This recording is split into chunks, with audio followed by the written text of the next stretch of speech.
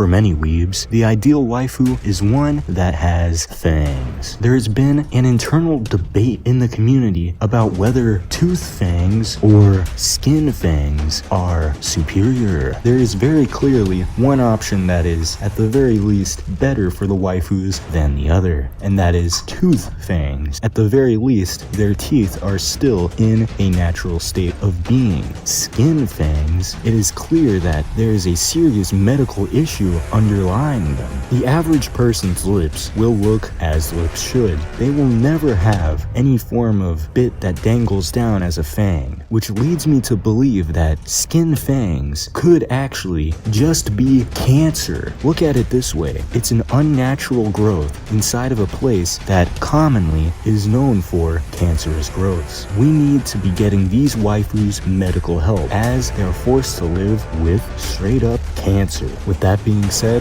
the only type of fang that I can truly support is the tooth fang. By idolizing the idea of the skin fang, all that we are doing is encouraging our waifus to take on unhealthy behaviors.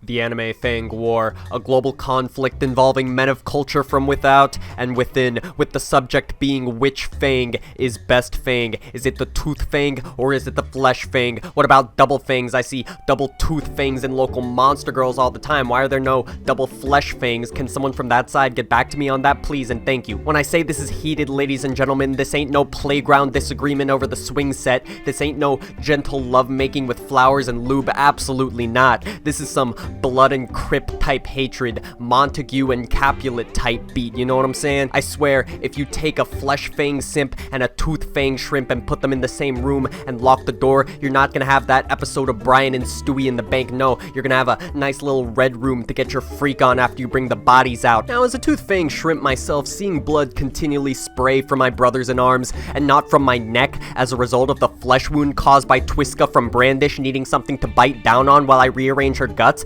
it's something that must end. The hatchet must be buried 6 feet under like my abuelita Julia, rest in paradise. Animaniacs laid the groundwork, and today I lay the paperwork. Utter duality only capable of the hentai tubers, on God. Alright, for real now, the tooth fang, flesh fang compromise, created by the Society of Culture and presented by yours truly, with the tooth and flesh sides consenting signatures ending the anime Fang War effective immediately. Now, what are the terms of this lease? Excellent question.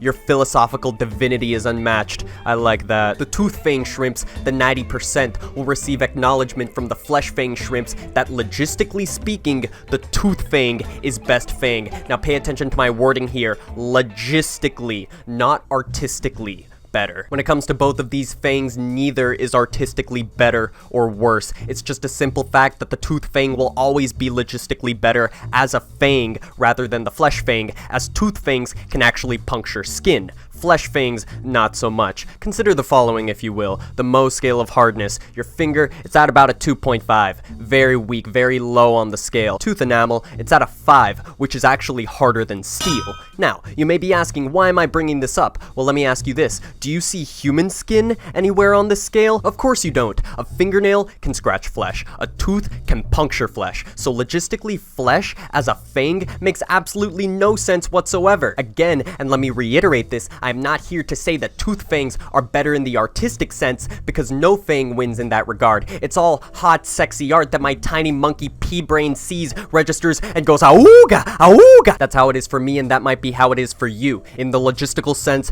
backed by science, the tooth fang is best fang. Also, tooth fangs have the dual sport variant. You see them in every monster girl and their MILF mother. Do you see a dual sport skin fang? I don't. So in order to compromise for skin fang shrimps having to accept science and logistics for why tooth fangs are the best fangs, this is, a hard pill to swallow for them. Some won't even take the pill. And if we want to end truly the violence and bloodshed emitted from these internet arguments, we tooth fang shrimps must make a sacrifice, one that is probably very dear if you've maxed out your masochist levels like a true fang fanatic. Nevertheless, it must be done. The skin fang shrimps shall receive Nagatoro. Why Nagatoro? Well, if you've been keeping up with the anime like I have, you'll notice several instances in the anime where she has both a tooth fang and a flesh fang. This makes her the only dual fang waifu having been drawn and animated with both fangs. Even in episode 3, you can see her parents having both types of fangs. She was bred for this, dog. She's the demigoddess of this shit. What both sides receive